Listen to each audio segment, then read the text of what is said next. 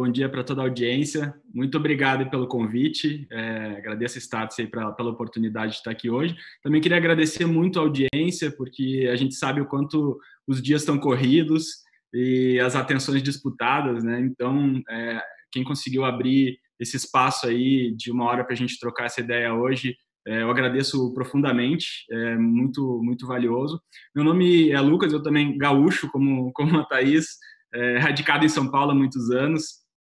E eu sou fundador e sou CEO da Live. A Live é uma agência de comunicação pós-digital que tem 15 anos de idade, vai fazer 15 anos agora em dezembro, e trabalha com grandes clientes como Unilever, Google, Under Armour, e a gente vem aí desenvolvendo esse conceito, estudando esse conceito do pós-digital, que eu vou contar um pouquinho para vocês hoje.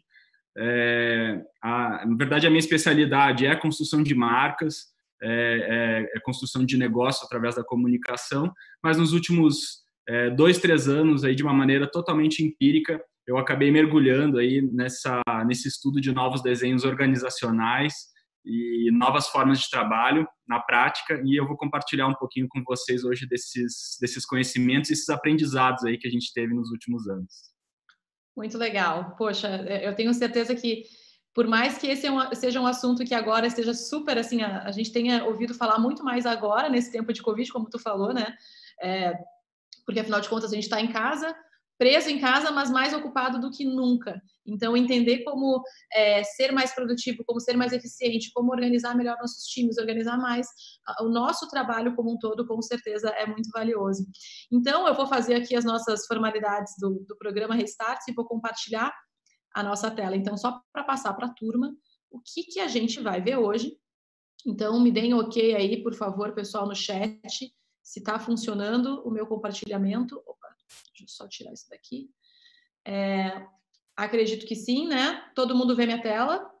Deem um ok ali, por favor, no chat. Mas hoje, então, é a nossa aula 17, o futuro do trabalho na era pós-digital. Como o Lucas comentou, então, ele é o fundador e CEO, e além disso, ainda é o Chief Creative Officer, o CCO da Live, uma agência pós-digital que opera através de um modelo híbrido e descentralizado com países em 10 fusos horários diferentes. Pô, a gente vai ter muita coisa para trocar aí, Lucas, porque quem está assistindo aí desde o início sabe que eu comentei algumas vezes, eu passei 4 meses na China no passado e eu sei o que é sentir na pele o fuso horário diferente. Como empreendedor, cofundou e investiu em uma série de empresas de sucesso, como a Box 1824. A gente teve a Laura Crefe falando aqui, agora a gente está tendo um companheiro aí, ex-colega da Laura, o Lucas, falando conosco hoje.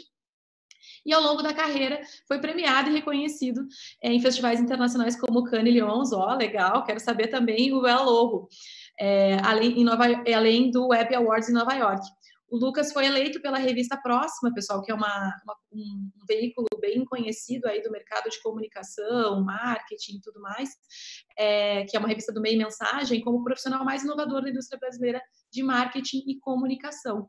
E hoje a gente vai ver os seguintes assuntos, né? Quais são os tópicos que a gente vai dividir essa nossa aula de hoje. Primeiro, a gente vai entender os conceitos básicos e tendências dessa era pós-digital, que é esse conceito que eles desenvolveram na live e que eu tenho certeza que a gente vai poder agregar vários deles aí ao que a gente vem trazendo dessas experiências pós-Covid. E depois a gente vai ter um embarque e uma reflexão sobre o futuro, nem tão distante do trabalho, na verdade, um futuro bem, bem real, bem presente.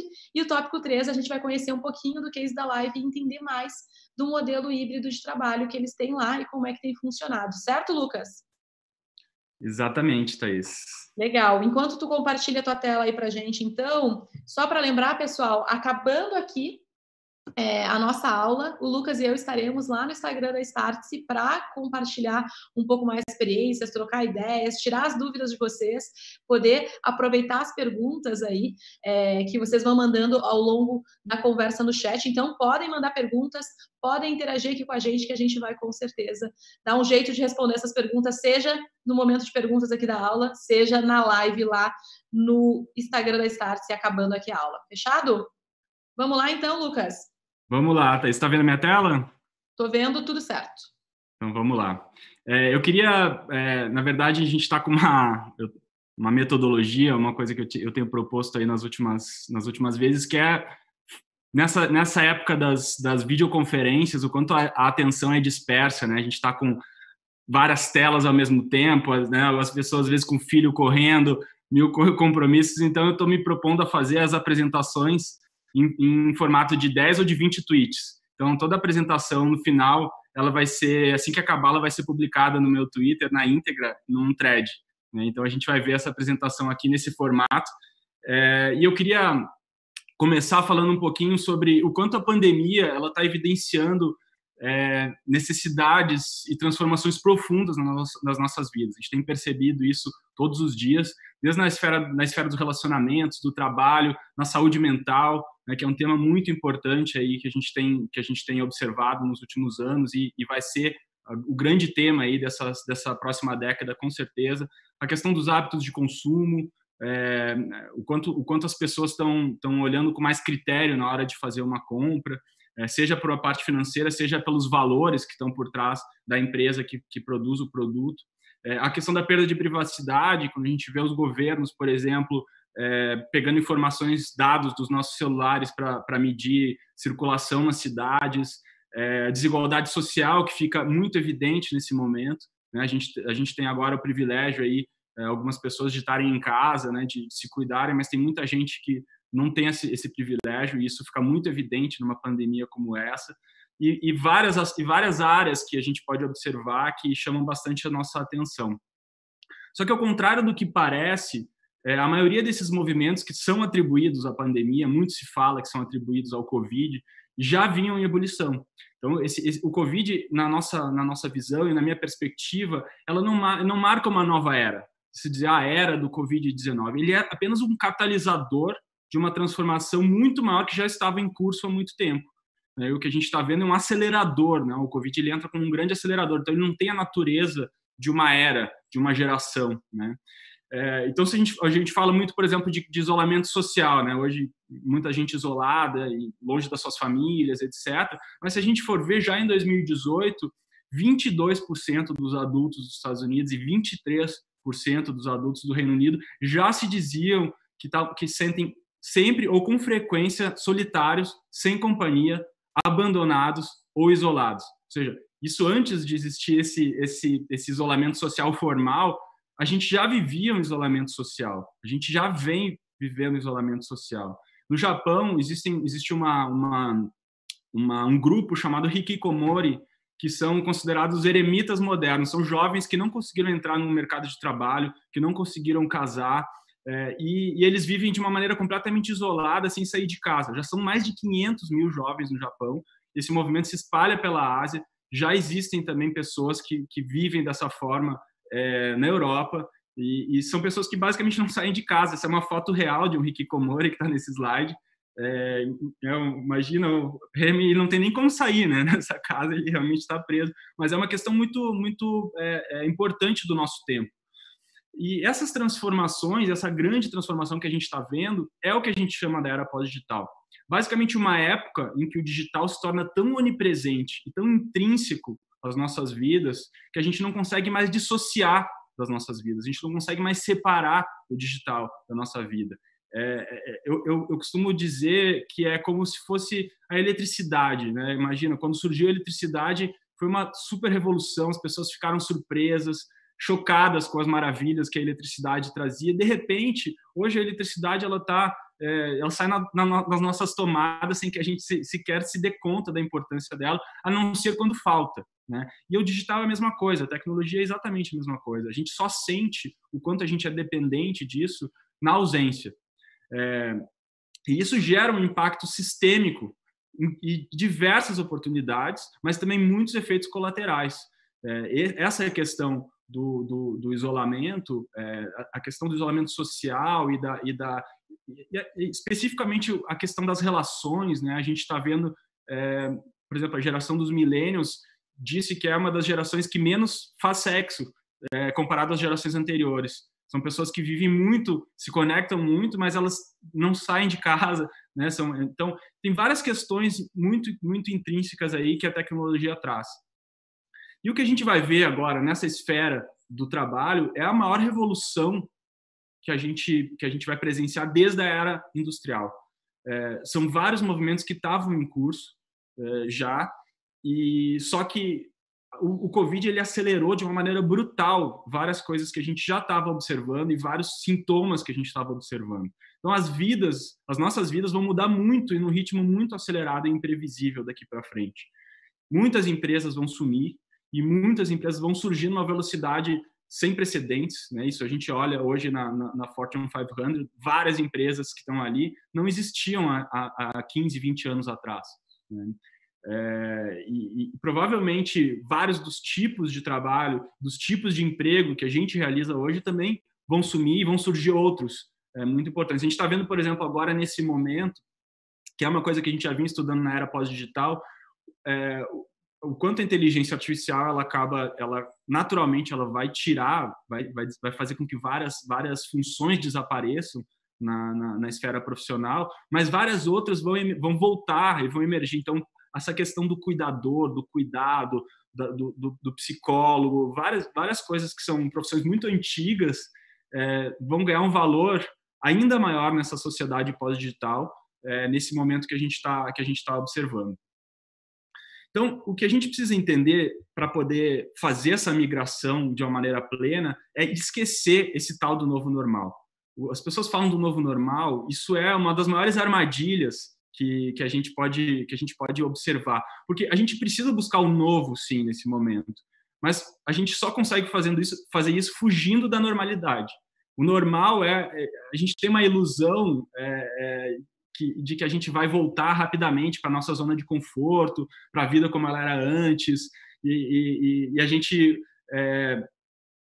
corre esse risco primeiro de se desapontar, porque a gente não vai voltar a ser como era antes, e o segundo, a gente perde um drive de inovação. Se a gente fala que para que esse novo, para que tudo que é novo consiga florescer, a gente precisa fazer com que o normal caia. A gente precisa entender que o normal ele precisa primeiro ele sair para que o novo se manifeste e lá na frente os novos padrões se estabeleçam. É muito cedo para a gente querer normalizar as coisas.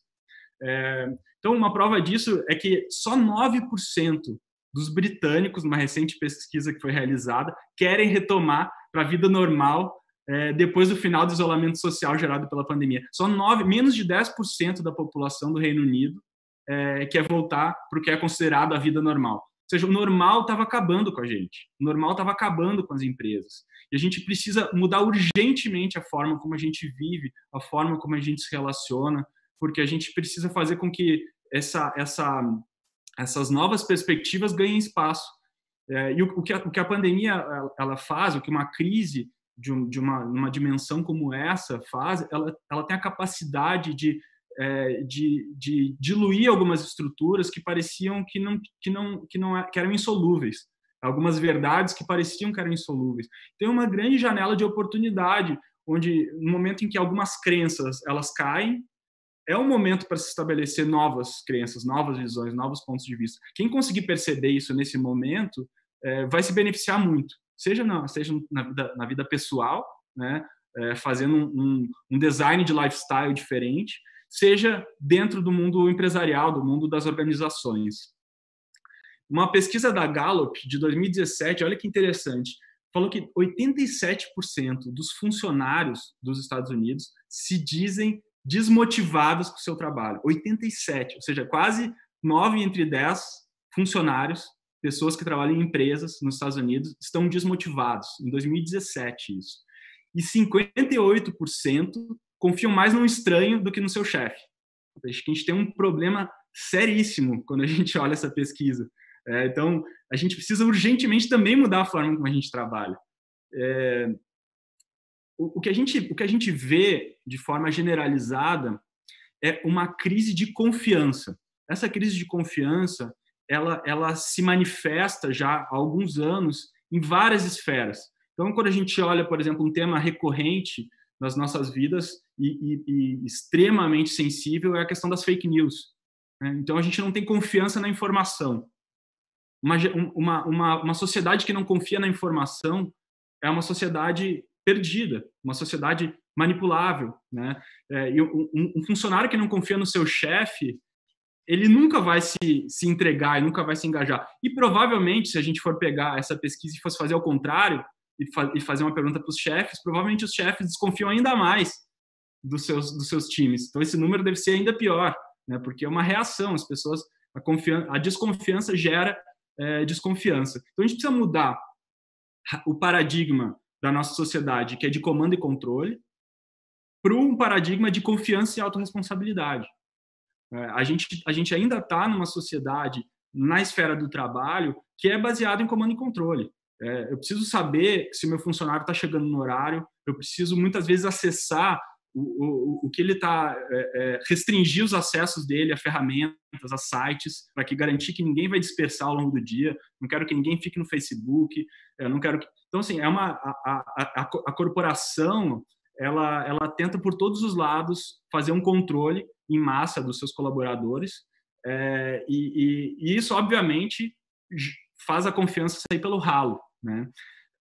E aí, quando a gente muda para um paradigma de confiança, e a gente fez isso nesse momento onde milhões de pessoas foram para casa da noite para o dia trabalhar, ou seja, o chefe não está do lado, mas não tá podendo ver a pessoa trabalhar, chegar, a hora que ela chega, a hora que ela termina, a gente, de repente, se joga num mar onde a gente é obrigado a confiar nas pessoas para o trabalho funcionar. E funciona. O trabalho funciona muito melhor com confiança. E as pessoas elas sentem que, se elas têm uma autorresponsabilidade, elas podem gerir o seu tempo melhor, elas podem ser mais produtivas e elas produzem mais. É simples. É óbvio que a gente está vivendo um momento hoje que é dramático, no sentido de que, fora todo o contexto econômico, as pessoas estão em casa, as crianças não estão na escola. Então, assim, realmente, todo mundo está tendo que se virar em 20, tá? É um contexto atípico. Mas, mesmo assim, a confiança, ela induz, ela gera uma eficiência muito maior e, principalmente, uma felicidade muito maior nas pessoas. Então, nesse momento... Desculpa te interromper, tu sabe que eu até comentei isso numa outra live que eu fiz. Outro dia eu estava fazendo uma reunião com uma cliente e daí eu falei, era uma vídeo, eu falei, liga a tua câmera, né? Se tu puder, por favor. Ela, é que eu tô com a câmera ligada no outro chat, porque a gente fica todo mundo trabalhando com a câmera ligada.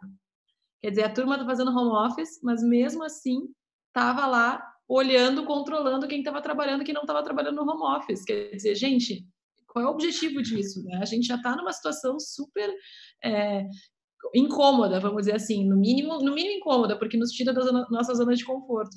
Agora, controlar as pessoas como se era controlado no escritório realmente me parece um pouco exagerado, né? Mas eu acho que é justamente nessa linha que tu está falando, quer dizer, a gente sabe que com confiança as coisas funcionam melhor, por que não tentar, né? Por que não dar esse passo à frente, né? Exatamente. A gente vê, até tem algumas empresas que trabalham de forma remota já há algum tempo, que tem funcionários que trabalham remoto, né? E é interessante, o conceito do remoto, ele pressupõe que existe um centro, né? Então, se você está remoto a algum lugar, né? Então, o trabalho remoto, ele provavelmente essa organização ela tem um headquarter, né? E tem várias empresas que já tinham, né? Quase em 2019 foi feita uma pesquisa que mostrava que 27 a 28% das pessoas já trabalhavam de forma remota nos Estados Unidos.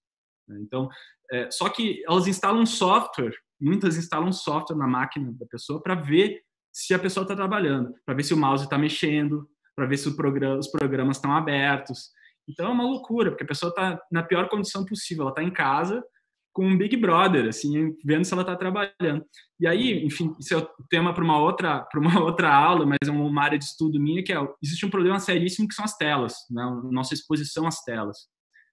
Então, você exigir que um colaborador fique na frente de uma tela X horas por dia, daqui a uns anos vai ser uma coisa que vai ser completamente, vai ser proibida, vai ter que ter um controle de tela, porque isso induz a vários problemas. Mas, com certeza, essa é uma questão, e a gente, quando a gente vê esse momento onde milhões de pessoas, de repente, vão para casa, longe dos seus chefes, perto das suas famílias, a gente tem que entender que isso não é uma medida temporária só para enfrentar a crise, né? Para permitir que as organizações consigam continuar operando nesse período.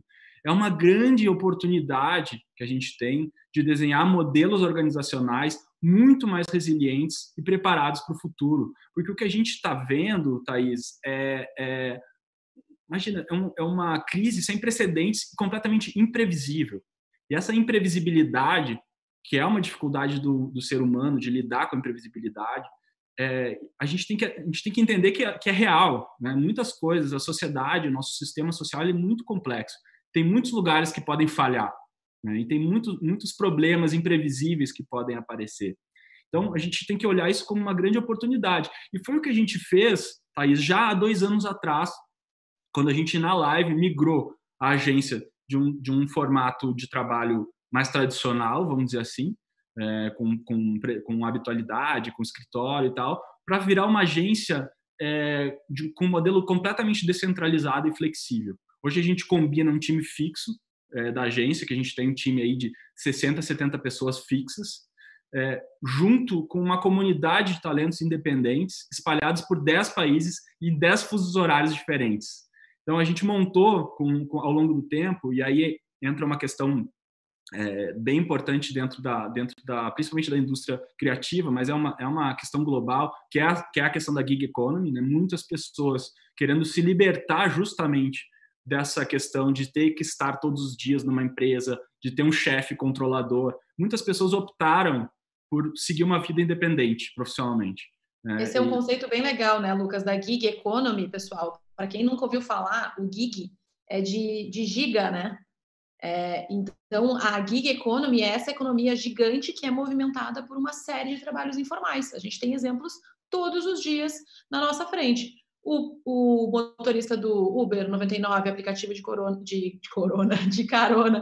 que a gente usa, o entregador do iFood, do Rappi, o motoboy da Log. Quer dizer, inclusive, essa é uma grande discussão, né, que se trouxe lá quando todos esses tipos de negócio começaram a surgir, mas qual é a relação trabalhista, né? Teve até um caso, se não me engano, de um motoboy que se feriu ou que aconteceu algum acidente e que queriam trazer a responsabilidade para a empresa né, a empresa que organizava todo aquele fluxo de comprador, vendedor, entrega e o motoboy e tudo mais. Mas o ponto dessa gig economy, que eu acho que é uma coisa que é bem relevante para a gente questionar aqui, é o que o Lucas está trazendo. Por que as pessoas preferem ter um contrato informal de trabalho a terem um contrato formal de trabalho?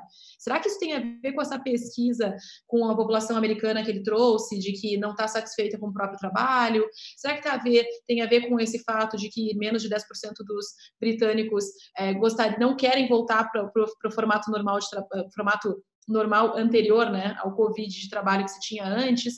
Então, quer dizer, essa economia informal, que antes já movimentava muito dinheiro, que já era conhecida, que a gente já tinha lá o trabalho informal, agora ela tem um novo termo, e um termo que faz com que ela cresça muito a partir da tecnologia, que é algo que a gente, né, fala aqui largamente na Startse, que a tecnologia ela democratiza muitos processos, inclusive o processo do trabalho.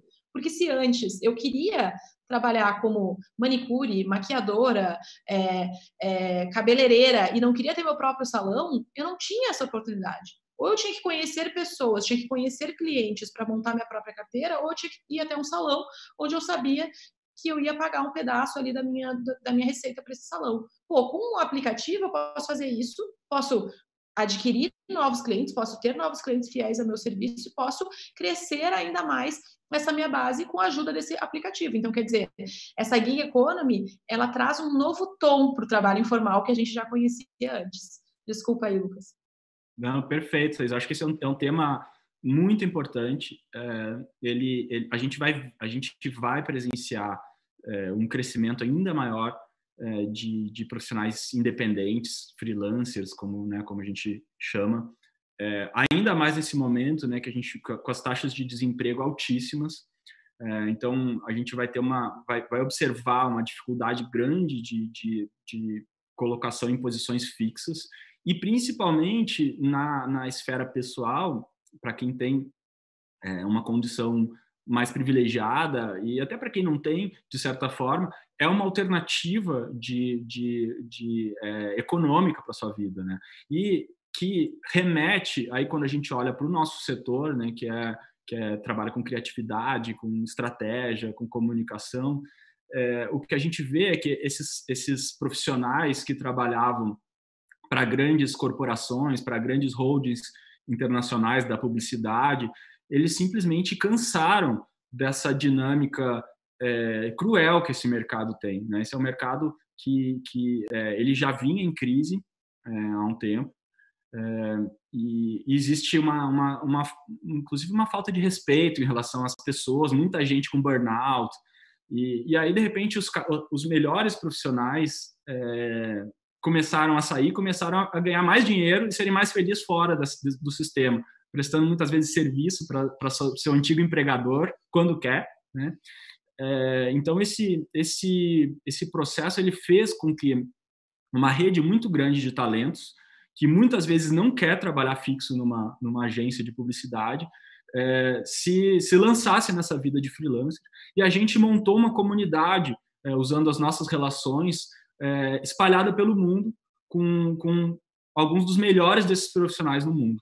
E isso permite que a gente consiga se mover com muita velocidade, permite que a gente consiga plugar talentos específicos em projetos, fazer uma combinação da nossa equipe fixa com esses talentos de acordo com a necessidade.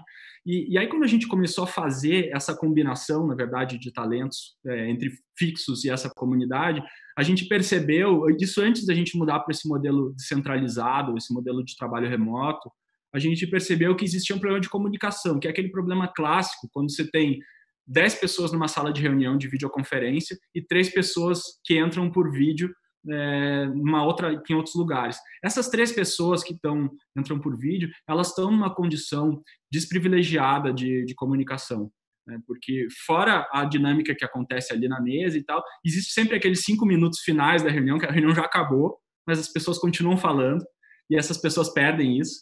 E a gente percebeu que para a gente poder migrar para um modelo realmente descentralizado, até os nossos profissionais fixos precisavam ir trabalhar de uma forma livre em suas casas, onde quer que eles fossem, porque a gente coloca todo mundo numa mesma hierarquia de informação e de conexão.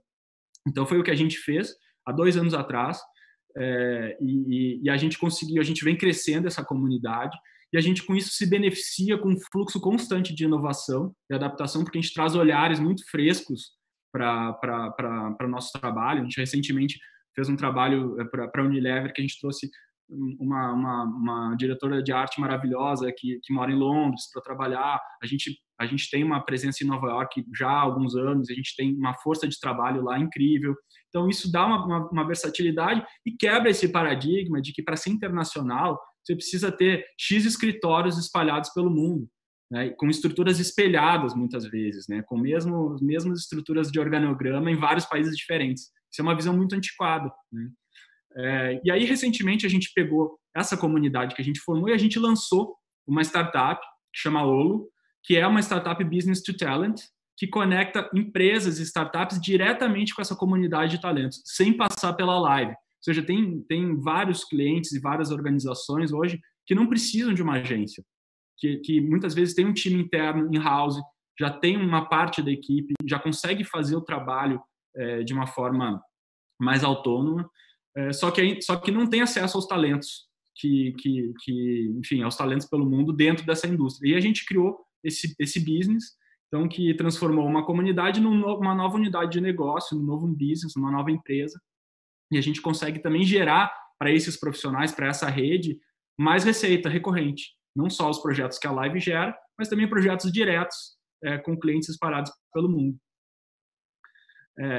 E aí, no início de 2019, a gente tomou uma outra decisão, que foi fechar de vez o nosso escritório, que a gente tinha, e a gente abriu um coffee shop na Vila Madalena. Então, o raciocínio foi muita gente que trabalha de forma autônoma ou de forma remota, recorre aos cafés, né, para trabalhar. Vai para algum café, bota o fone, fica lá, passa o dia, faz uma reunião. Então, a gente falou, vamos criar o nosso próprio café. E a gente criou essa casa que fica em São Paulo. E é uma casa que permite receber reuniões, workshops, aula de yoga que a gente tem semanalmente, festas, eventos, apresentações, e virou uma business unit. Ou seja, não é uma linha de despesa, é uma linha de receita para a gente. É um lugar que movimenta e, principalmente, ele é um hub social da Live. Porque, o que a gente percebeu ao longo desses quase 2 anos aí de trabalho nesse formato?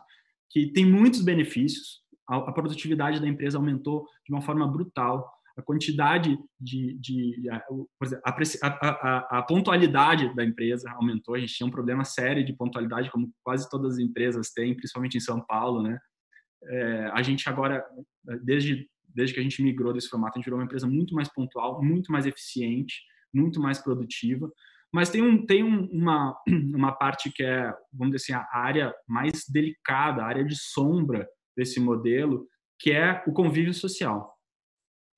A gente precisa entender que as pessoas, elas querem pertencer a alguma coisa profissionalmente e elas precisam ter uma troca profissional. Então, a gente criou esse espaço com o objetivo de ser uma espécie de uma sede social mesmo, um clube. Então, as pessoas vão para lá quando querem, se querem, para poder encontrar os seus pares, para poder sentir um pouco do ar da empresa e para poder, muitas vezes, só ir lá para fazer uma aula de yoga e voltar para casa. Né? Então, esse é um formato que a gente achou que é bem vencedor, que é um formato híbrido. Né? E aí, como eu estava falando, dentro dessa indústria, que é a indústria da publicidade, né, da propaganda, que já estava em crise mesmo antes do impacto do Covid-19, imagina agora, as grandes... A Live é uma agência independente, a gente não pertence a nenhum grupo, então a gente é uma agência de dono, mas a maior, 90%, eu diria, das agências no mundo aí, mais que tem um certo porte, pertencem a 7, 8 holdings internacionais, né, que são detentoras e donas dessas agências. Então, a propaganda nos últimos 50 anos pecou, as agências pecaram numa coisa muito básica, que eu já falei antes, que é confiança. As agências traíram a confiança dos seus clientes, se remunerando de forma não transparente, não tendo uma conversa honesta, olho no olho com seus clientes.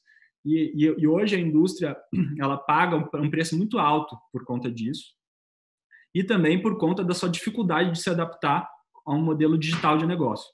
Essas empresas, essas agências, elas tinham margens de lucro muito altas fazendo televisão, fazendo revista, né?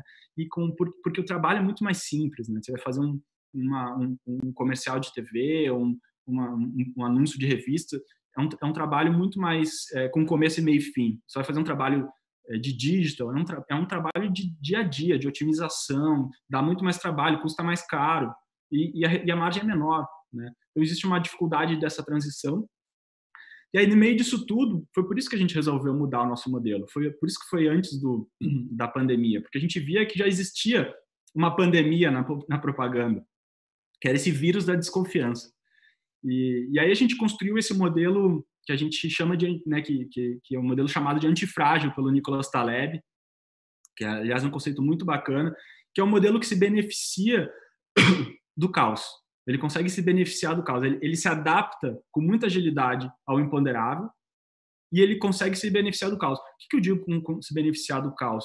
No meio dessa história toda, no meio dessa pandemia, a gente, operacionalmente, assim que teve o isolamento social, etc., a nossa operação mudou praticamente nada. A gente seguiu trabalhando de forma igual como a gente já vinha trabalhando. Então, a gente conseguiu honrar os nossos compromissos, os nossos prazos, continuar entregando com a qualidade que a gente vinha entregando no nosso trabalho.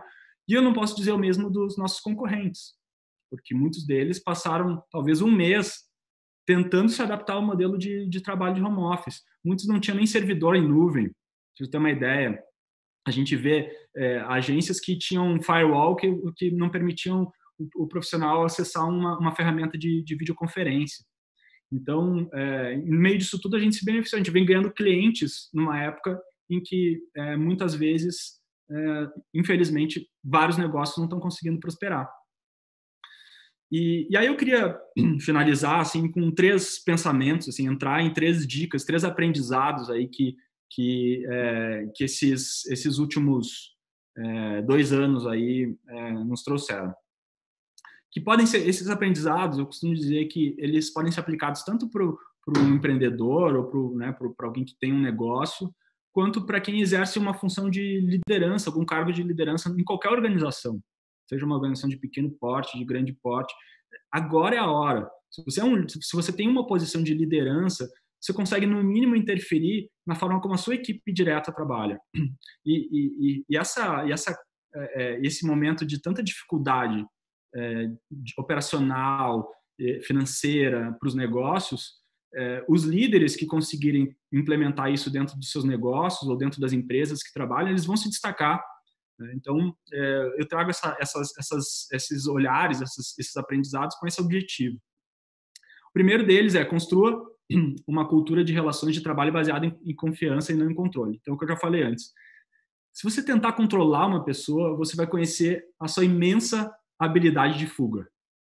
Agora, se você confiar nela, você vai ver o seu grande potencial florescer. É impossível controlar um profissional. Essa ilusão de que esse conforto, que é um conforto né, que vem desde a era industrial, assim, de poder entrar numa sala e ver todo mundo sentadinho ali, trabalhando, com fone, até aquele conforto de, minha empresa está produzindo e prosperando, isso é uma falácia, isso é uma mentira. Muitas vezes a pessoa está ali sentada, ela não está produzindo, normal, e ela podia talvez estar em casa resolvendo um problema que está impossibilitando ela de produzir. Ela podia estar resolvendo uma questão pessoal, uma questão familiar, ela podia estar indo no banco, podia estar indo no salão de beleza, entendeu? Qualquer coisa que depois vai fazer com que ela, quando ela sentar para produzir, ela vai ter uma outra relação e ela vai produzir mais. Então, experimente confiar nas pessoas, experimente não controlar o processo. A gente fala muito de inovação, quando a gente fala de inovação, a gente fala de produtos inovadores, de serviços inovadores, mas pouco se fala sobre processos inovadores, sobre modelos de trabalho inovadores. Não tem como chegar num superproduto inovador sem ter uma jornada inovadora. E é uma inovação tão simples, essa que eu estou falando, nesse aprendizado, mas que muda o jogo. A gente faz uma pesquisa mensalmente na live com todos os colaboradores, desde que a gente implementou esse modelo de trabalho, para medir o nível de aceitação. Hoje, a última pesquisa que a gente fez mês passado, 100% das pessoas disseram que jamais voltariam a trabalhar no formato anterior. Ou seja, estão 100% adaptadas. E elas falam o seguinte, olha, eu nunca imaginei, tem uma parte para colocar comentários e tal, e uma pessoa escreveu isso na última, eu nunca imaginei que uma empresa pudesse confiar tanto em mim. Isso me tocou tanto, me emocionou tanto, porque parece uma coisa tão, tão simples, mas não é. Não é, porque sistemicamente, o nosso sistema ele não trabalha nessa frequência. Então, mas a gente pode fazer. O segundo aprendizado que eu trago aqui é compreendo o real valor e o potencial dos encontros físicos. Se essa organização precisa de um espaço de trabalho que promova a sua cultura e estimule contatos e trocas reais entre as pessoas. Então, de preferência, crie uma área onde é proibido o uso de telas. O que eu quero dizer com esse segundo aprendizado? Muitas vezes a gente coloca pessoas para se encontrar, para fazer trabalhos que elas podiam estar fazendo individualmente. E muitas vezes a gente coloca elas numa sala para fazer um trabalho coletivo, que deveria ser um trabalho de valor real, de conexão humana, e a gente permite que as pessoas fiquem desligadas daquele momento. Então, na verdade, tem um deslocamento claro aí de função, né? Então, se você bota um monte de gente numa sala para produzir juntos, é hora de olhar no olho, é hora de aproveitar o maior potencial da conexão humana. Agora, se você tem que esperar um trabalho de produção individual, uma coisa que a pessoa precisa resolver, ela pode fazer isso de qualquer lugar. E, aliás, quanto mais distante ela tiver do seu ambiente, desses ambientes de controle, de opressão, mais ela vai produzir, mais feliz ela vai ser. Então, se você está pensando nessa volta, né, no momento em que o isolamento social for reduzido, etc., em retomar o contato no seu escritório, retomar a rotina de escritório, tem uma série de cuidados que você vai ter que fazer, e vai ser uma loucura, eu posso falar um pouquinho disso, sim, mas eu acho que é uma coisa... Imagina a pessoa que trabalha numa grande empresa e tem que ir todo dia para Berrini, em São Paulo. Quem não conhece a Berrini, é o lugar onde ficam todas as grandes empresas, um super trânsito. Ela já tem que enfrentar isso todos os dias, ela tem que passar por uma catraca, ela fica numa fila de elevador, às vezes 10 minutos para conseguir chegar no andar dela. Agora, imagina que vai ter uma pessoa medindo a temperatura dela na entrada, ela vai ter que usar máscara todo o tempo, ela vai ter que manter uma distância de 2 metros de qualquer outra pessoa. Então, eu me questiono, se o escritório ele serve para promover encontros, para que serve um escritório num momento de isolamento, de distanciamento social? Essa é uma grande pergunta, né, que eu me faço. Mas isso tudo vai passar. E quando passar, como fazer com que esses espaços de encontro eles tenham um valor? Eles têm um valor real, né, humano nos encontros. E o terceiro ponto, para finalizar, tenha coragem para defender e realizar movimentos e mudanças radicais na sua organização. O que a gente fez foi um movimento radical. A gente mudou a organização literalmente da noite para o dia. A gente se preparou 2 meses, fez um trabalho, um estudo de benchmarking, escrevemos uma nova política inteira de trabalho, novos benefícios, visitamos outras empresas, conversamos com outras pessoas, fizemos um super estudo e aí a gente chamou as pessoas todas num determinado dia, falou, olha, a notícia é a seguinte, a partir de amanhã a gente não vai mais ter escritório. E muito susto generalizado, pânico, correria, gritaria.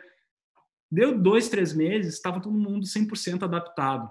Porque o ser humano ele tem uma capacidade de adaptação brutal. A gente se adapta a qualquer coisa. Inclusive se adapta a ir na Berrini todos os dias, pegar 1h30 de trânsito para ir, 1h30 para voltar, ficar 1 hora na fila do quilo para poder comer. A gente se adapta, inclusive, a uma vida miserável como essa. E é uma vida miserável. Infelizmente, a gente tem que se sujeitar ainda, mas é um pensamento de área industrial aplicado num trabalho que não é um trabalho industrial, né? Se você tem um trabalho industrial, você aplica um pensamento industrial, mas se tem um trabalho que é de ordem intelectual, você não precisa aplicar, né? Então, vamos usar essa capacidade de adaptação do ser humano com inteligência. Vamos aproveitar que é uma capacidade muito forte que a gente tem para fazer movimentos radicais, sem medo, porque o ser humano se adapta. Quem não se adaptar, paciência, mas pouquíssima gente não se adapta, e tanto que é a prova viva é que agora está todo mundo trabalhando de casa, entendeu? Todo mundo se adaptou. Então, assim, com dificuldades, com percalços, etc., mas a gente já está operando assim há 2 meses, né? Então, vamos usar isso em prol de novas ideias, em prol de coisas que vão mudar a forma como a gente vive daqui para frente, para que a gente tenha uma vida mais feliz, mais produtiva, mais criativa, né, que é o que a gente sempre está buscando. Então, um pouco isso, assim, o que eu queria trabalhar com esse recado no final. O futuro do trabalho ele vai ser libertador para muitas e muitas pessoas, mas também será ou continuará sendo miserável para muitas outras. Então, se essa dinâmica já era ruim, de ter que estar lá e que tem um chefe olhando para você, vendo que você está produzindo, né, ter que se deslocar todos os dias, emissão de gás carbônico na atmosfera, poluição, etc. Se isso já era ruim, com nesse momento pós-pandemia, vai ficar ainda pior. Então, você tem que escolher agora qual lado você quer estar, qual lado você quer que a sua empresa esteja. No lado da libertação, no lado da confiança, ou no lado do hipercontrole, no sentido de ter que controlar, inclusive, a temperatura da sua equipe. Você já tem que controlar mais uma coisa, mais uma variável, saber se a temperatura dela está ok, das pessoas do seu time está ok, né? E aí, qual que é o valor de fazer uma reunião de máscara? Você não pode ver o sorriso de uma pessoa, você não pode ver a expressão facial dela, né? Eu estou dizendo eu estava conversando com um grande amigo meu, o quanto essa pandemia e o quanto essa dinâmica de videoconferência construiu uma intimidade com as pessoas. A gente vê, eu faço reunião com alguns clientes, eu estou na casa do meu cliente, eu vejo a família, eu vejo o filho. Então, a gente chegou, por mais distante que nós estejamos agora, talvez a gente nunca tenha estado tão íntimo com os nossos colegas de trabalho como agora. E como a gente faz para manter essa proximidade? mesmo que a gente não possa ficar próximo fisicamente nos próximos meses. Mas depois de um tempo a gente vai voltar sim. Então esse é um pouco da visão, da provocação que eu queria fazer. E como eu falei, depois que a gente terminar, essa aula inteira ela tem 20 tweets, que ela vai ser postada lá na minha conta de Twitter com todos os links para as pesquisas, as matérias que eu falei aqui, que eu citei, para se vocês quiserem aprofundar aí nos temas. E é isso, Thaís.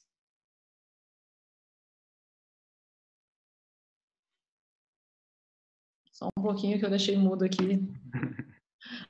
Muito legal, Lucas. Pô, muito obrigada. Eu acho que a turma está super elogiando aqui no chat. Se tu puder, por favor, tirar o teu compartilhamento de tela, só para a gente poder te ver aí. A Marina comentou, né? Reflexões e provocações excelentes. Meu TCC envolve esses temas, me ajudou muito. Que bom, Marina, que legal. E tu sabe que no início da live, alguém falou, né? Não estava com o nome, falou, pô, que legal, a palestra é formatada para as redes sociais, né? Até fez uma brincadeira ali de mercado financeiro, mais um motivo para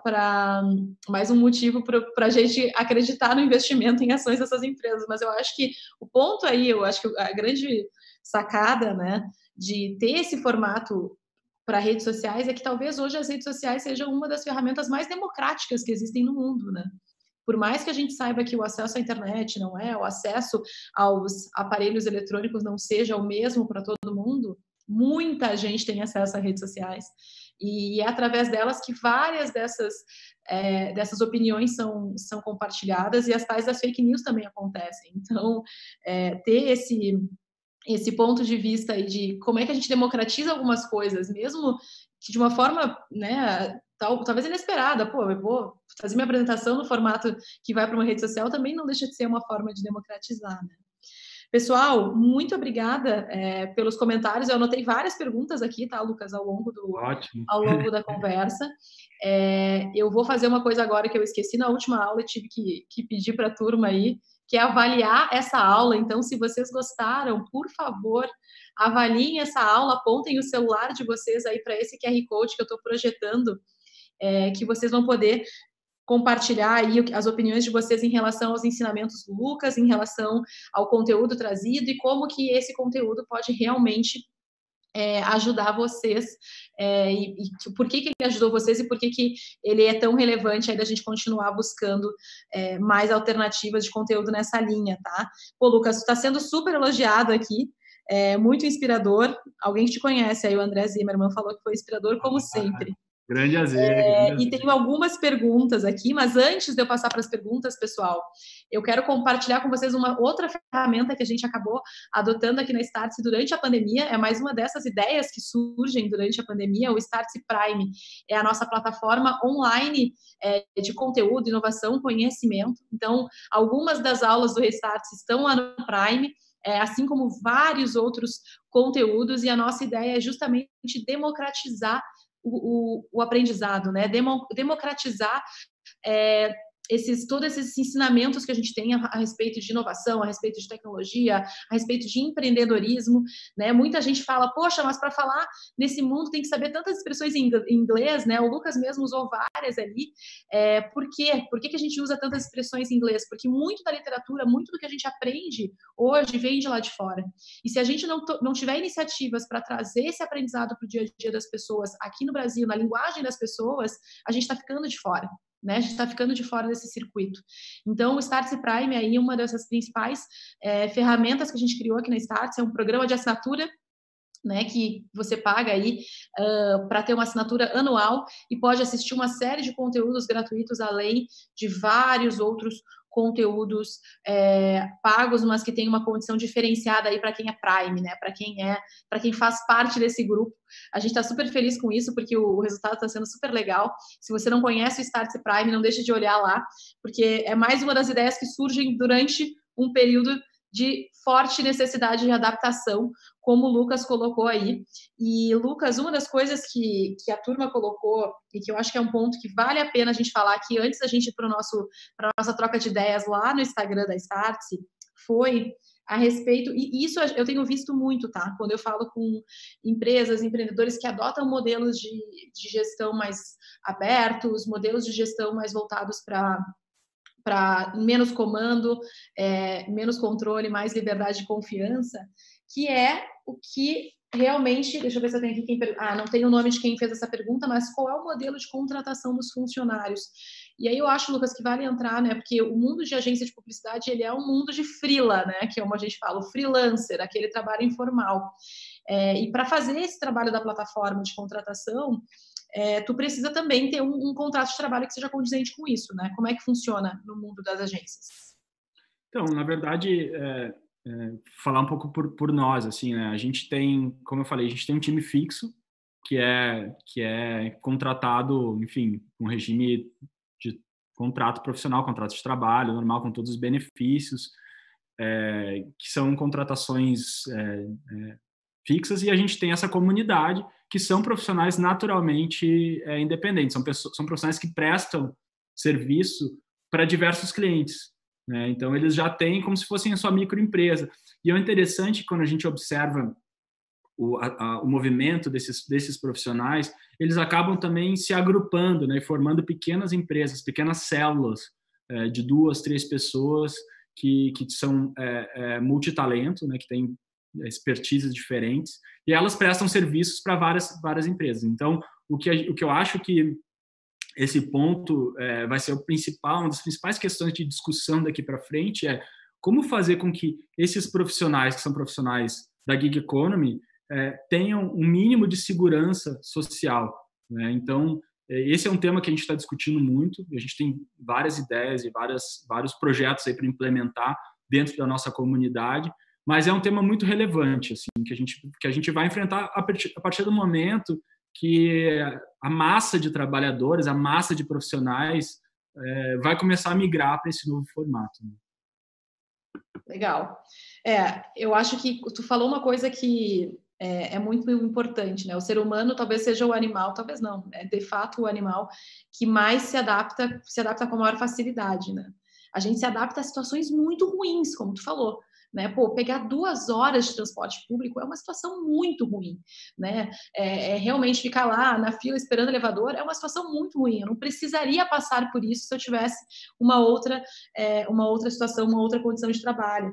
E o Nelson comentou, né, que foi muito bom porque tu trouxe todos os pontos fortes do home office e minimizou os pontos fracos desse formato. Porque eu sou uma pessoa que antes de acontecer toda a pandemia, se falava de home office, eu falava nem pensar, eu não sou para home office. Eu vou preferir ficar limpando o armário das panelas da minha casa ao invés de ficar trabalhando, porque eu não vou conseguir me organizar. E, na verdade, a gente sabe que não, a gente se adapta mais rápido do que a gente imagina e a gente vê que realmente é possível prosperar, é possível tirar boas lições aí de toda essa pandemia, literalmente, né? E aí, pessoal, como eu falei, o Lucas e eu estamos indo para a nossa live, para a nossa sessão de perguntas e respostas lá no Instagram da Starce, então não deixe de conectar ali, @Starce, a gente vai entrar em alguns minutos. Eu quero te agradecer, então, formalmente, Lucas, aí pelo papo, tá sendo super elogiado mesmo, não estou nem acompanhando aqui as perguntas, vou gastar 2 minutos para me organizar, porque tem muita gente aqui mandando muitos elogios para ti e falando que essas provocações, elas realmente são provocações que mexem com essa nosso interno, né? Quer dizer, se eu sei que eu posso estar mais tranquila no ambiente da minha casa, que eu posso estar mais tranquila perto dos meus filhos, quer dizer, por que eu não posso almoçar com os meus filhos durante a semana? Por que eu não posso viver essa experiência de buscá-los na escola ou de vê-los chegarem da escola? Né? As mães falam, é outro sorriso quando meu filho vê que sou eu que estou indo buscar ele na escola. E sabe que na Startse a gente tem algumas pessoas que têm filho de 1 ano ou nascidos há pouco tempo. E eu comentei com alguns, né, desses meus sócios na Startse que, poxa, se tem um lado bom da pandemia é que tu tá vivendo coisas que talvez tu não fosse ver 100% do tempo como tu tá vendo agora. Tem nenê dando o primeiro passo, tem nenê aprendendo a falar. É o que tu falou, às vezes a gente tá ali fazendo live, tem uma criança gritando, e volta. E aí o pai fala, não, ele tá aprendendo a falar, tá impossível, tem que deixar o microfone no mudo, porque não tem o que fazer, não tem onde eu me esconda na minha casa que eu não vou conseguir ouvir os gritos do meu filho. Então, esse é um dos benefícios, é um dos lados, é uma das belezas do home office, né? A gente poder, sim, viver experiências que a gente abriu mão de viver, que na verdade foi isso que o Lucas falou, a gente se adaptou para um trabalho numa era industrial que na verdade não é o que a gente vive hoje. Ninguém, talvez eu não trabalho na indústria, o Lucas não trabalha na indústria, talvez muitos de vocês que estão aí no chat não trabalham na indústria, mas a gente adapta a nossa vida para um formato que não é o formato de vida que a gente tem. E a gente abre mão de coisas boas, de coisas que realmente engrandecem o nosso dia a dia, até estimulam a nossa criatividade e as nossas habilidades interpessoais, várias outras habilidades que a gente tem que desenvolver aí para o trabalho. Então, muito bom mesmo, Lucas, muito obrigada. Foi um prazer estar contigo. Muito obrigada a todos que estão aqui conosco. Foram mais de 400 pessoas aí, tanto no YouTube quanto na nossa plataforma própria. Hoje, às 15 horas, a gente tem outra aula com o Romeu Pulzarello. Ele é fera, ele está com a gente. Tu conhece?